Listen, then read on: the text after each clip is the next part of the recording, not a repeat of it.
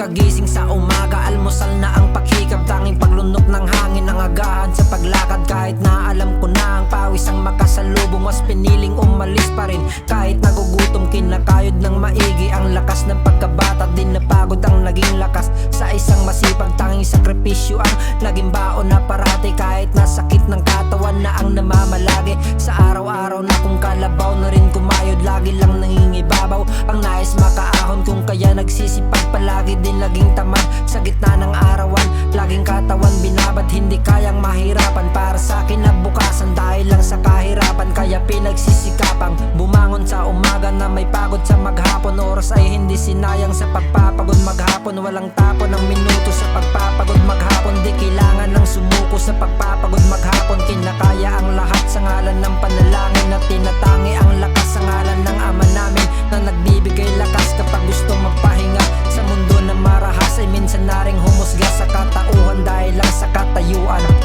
na pinaghirapan ng aking mga magulang. Hindi lang nagpatuloy huminto lang sa eskwela, mas piniling magpatuloy kahit di na sa eskwela dahil lang sa kahirapan. Kung bakit natuldukan ng dahil lang sa kahirapan, kung kaya nahintuan, walang halong pagsisisi ang lahat ng ginawa.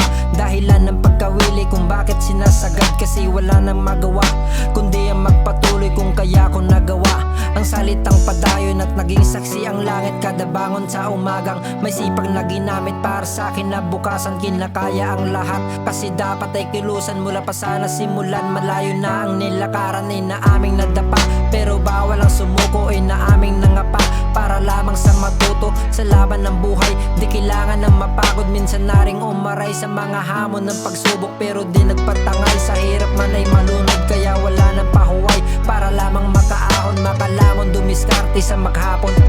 Bumabangon para lamang di magutom, dinadaan parati sa pagpupunas ng luha. Dinadanas man palagi kasi gusto kong makuha ang lahat sa pagitan ng mahirap at maahon, kaya di na sinukuan. Kung kaya laging padayon, sakripisyo ang inakay, di lang basta umalalay ang naging gabay. Sa hirap man ay tinangay, kaya hindi nagpapatinag kahit pa mabudlayan. Di basta mapapatigil para sa akin na bukasan, nagpatuloy sa pagtikang pawis may di mapunasan. Nagpatuloy sa pagtikang kahit na mapuypuyan, padayon lang ang di mabibitawan, padayon lang palagi ang pinanghahawakan para masuklian ang paghihirap sa kahapon. Laging ginagalawan, di na natili sa kahapon dahil lang sa kalagayan. Kung kaya sinisipagan dahil lang sa katayuan, bakit pinagsisikapan kahit na nahihirapan, mas piniling tumayo.